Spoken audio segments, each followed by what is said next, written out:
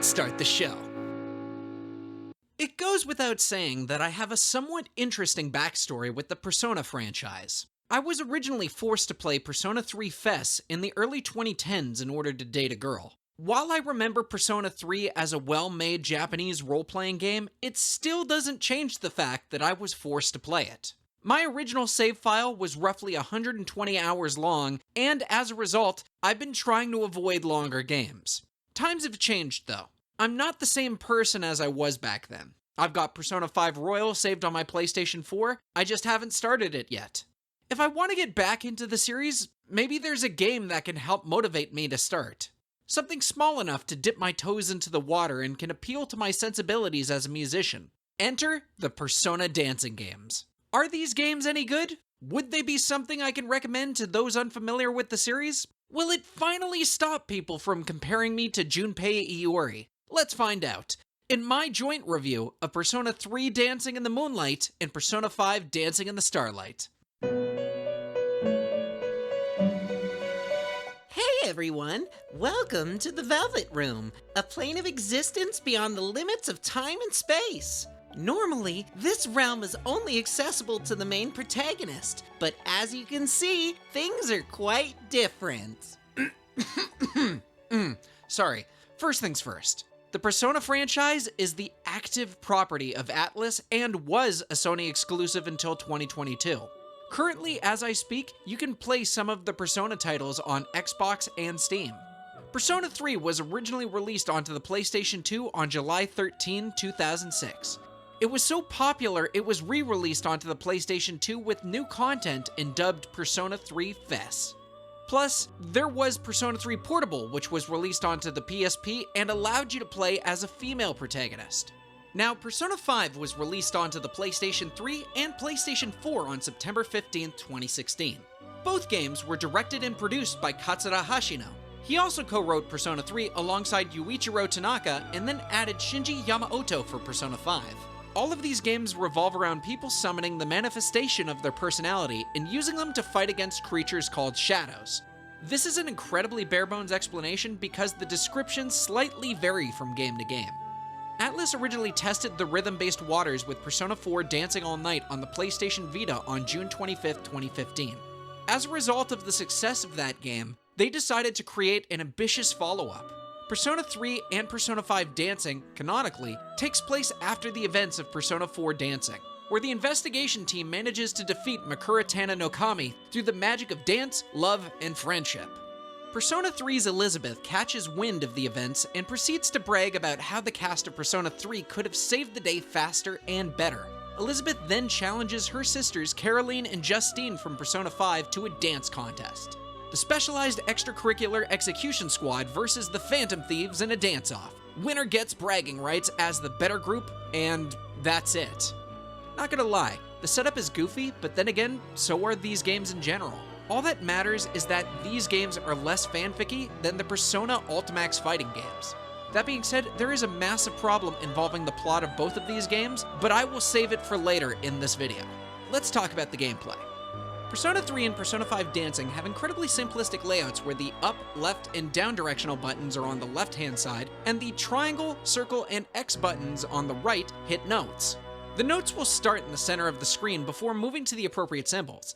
The Dancing series will attempt to throw you a curveball with pink combination notes, green hold notes, double notes, scratch notes, which involve hitting the analog stick instead of the buttons, and the ones that I find the most difficult, offbeat notes. It seems like a lot at first, and those somewhat new to the game might find this incredibly overwhelming, especially with the background animation distracting players from concentrating on the incoming notes. By the third day of my playthrough, I was able to hit my stride and tune out the animation, focusing on the music and notes needed to get consistent brilliant ratings. If you manage to hit everything on time, you'll get a King Crazy rating, which doesn't really do anything except unlock a trophy. It goes without saying that visuals play a huge part in the enjoyment of a rhythm-based game. The fact that notes are right in the middle of a massive animation feels like a misstep when transitioning from handheld to console, especially because of the overwhelming amount of work that went into creating dance routines, fever mode, and level designs. I want to sit back and enjoy the game, but the game isn't letting me do so. Fever mode is essentially like activating star power in Guitar Hero. The background will begin to light up like a dance floor, and a second character joins in. It seems like a small novelty at first until I realized each character has a different animation with the primary dancer. So we're talking layers on top of layers of different character animations for each track.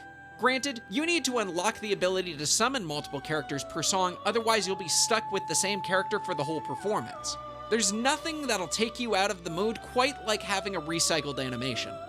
While I'm still on the topic of gameplay, I do want to point out how the DualShock 4 directional pad occasionally would activate other button presses. Luckily, it never threw off my combo, but I would slightly panic whenever I tried to press the left directional button, only to see it also somehow activated the up button as well. Before you ask, no, I don't have big fingers. I wasn't even touching that button. The animation quality has changed drastically since Persona 3, and I'm genuinely digging the 3D models. I was worried that this could be as iffy as other mobile imports, like the Oculus Trip franchise, but luckily, the Persona games stick the landing. I have noticed some odd instances in the presentation of Persona 5 dancing in Starlight, though. It seems to be the one game in the entire franchise where the notes don't match the color of their overlays. Where Persona 4 Dancing All Night is yellow and Persona 3 Dancing in Moonlight is blue, Persona 5 notes are yellow despite the red overlay. I don't know if this was a mistake or because Atlus was worried about players not recognizing the notes, but it definitely feels off having experienced the other games.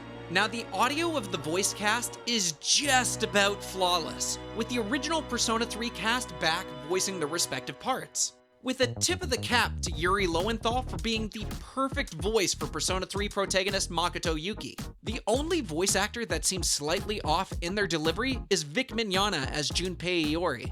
I don't know what was going on, but some of the recorded lines either needed to be redone or the mixing was off compared to other characters in the scene.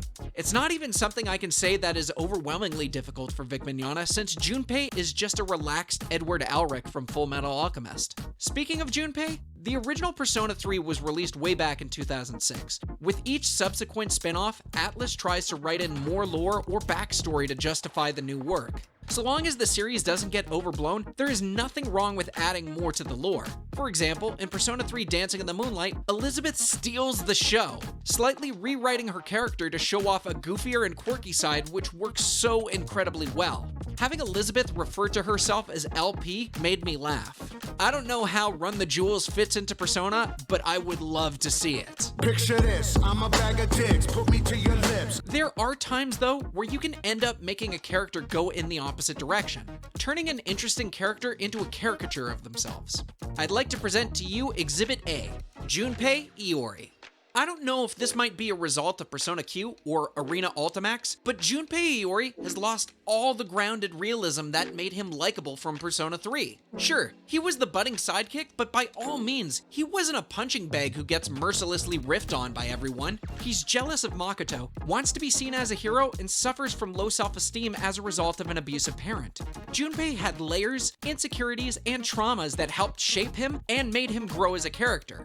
Granted, Persona 3 Dancing in the Moonlight happens after Shinji sacrifices himself for Ken, but before the incident in late November 2009. In less than 1 month's time, Junpei is going to be put through the emotional ringer. Memories from that upcoming event will haunt him years after Persona 3 and into his appearance in Persona 4 Arena Ultimax. So having Junpei be a slapstick comedy relief whose dance style is essentially "make everything baseball" feels really uncomfortable knowing what's coming in his immediate future. Also, if you're going to give Junpei a costume that makes him look like a b-boy, then give him some moves that reflects the costume choice. Fashion, just like dance, is a form of artistic expression and feels like they've dropped the ball on him.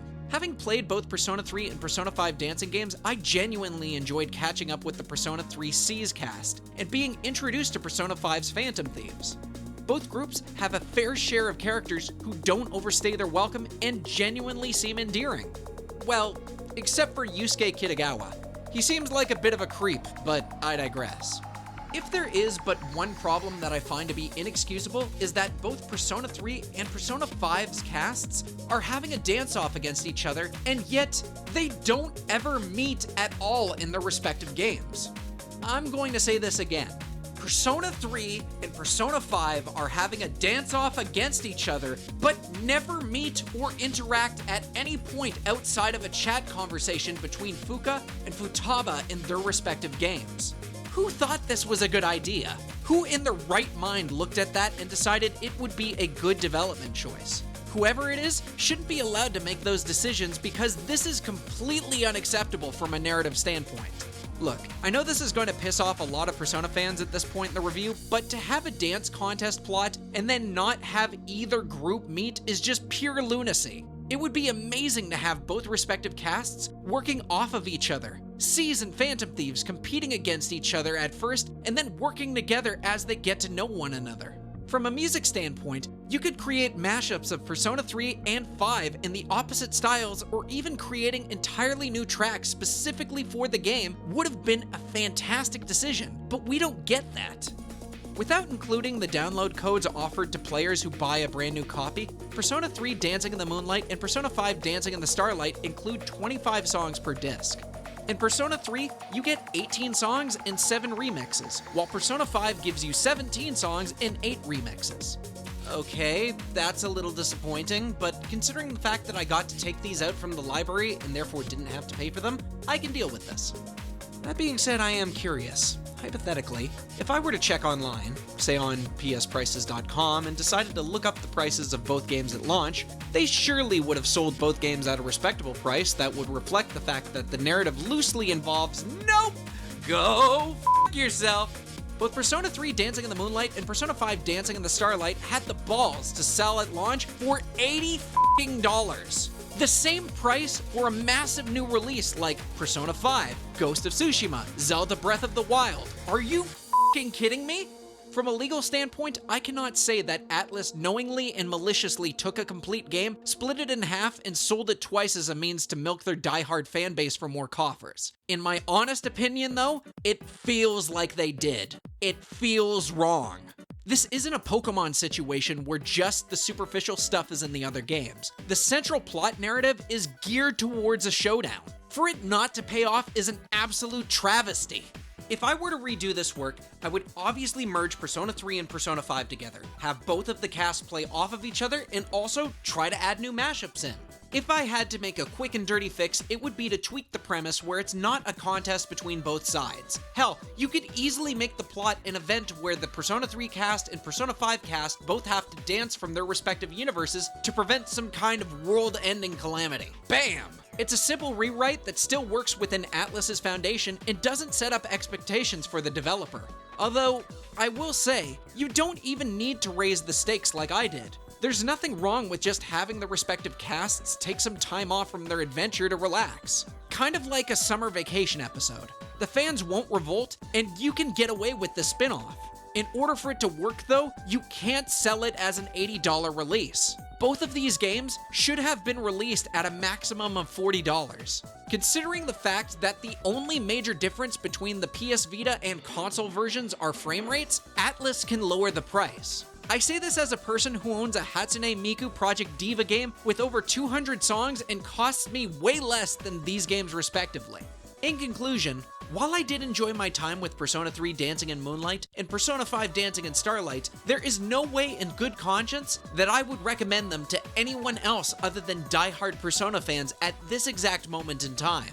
The songs were fun, and I could see the effort being put in by the developers, but there wasn't enough music to make me feel like the price tag was justified. Unless you can get these games on sale for a maximum of $30, or do what I did and grab it from your local library, save your money. There's better rhythm-based games on the market that cost less than this. You just have to find them. I'm SonicMTD. Class dismissed. This video was proudly supported by Unsung Heroes of Patreon. Hey everybody, Matthew Tyler DeLeo, better known as SonicMTD, saying thank you so much for catching my video review on Persona 3 Dancing in Moonlight and Persona 5 Dancing in Starlight. If you liked the video, please consider liking and subscribing and leaving me a comment in the comments down below so that I may grow. If you look over here on this side of the webpage, up here is going to be whatever YouTube recommends that you want to watch, and down here is going to be a playlist. So if this is your first time seeing me, maybe you want to see more. But either way, I'm not going to take up any more of your time. My name is Matthew Tyler DeLeo, better known as SonicMTD. Arigato gozaimasu, and later days.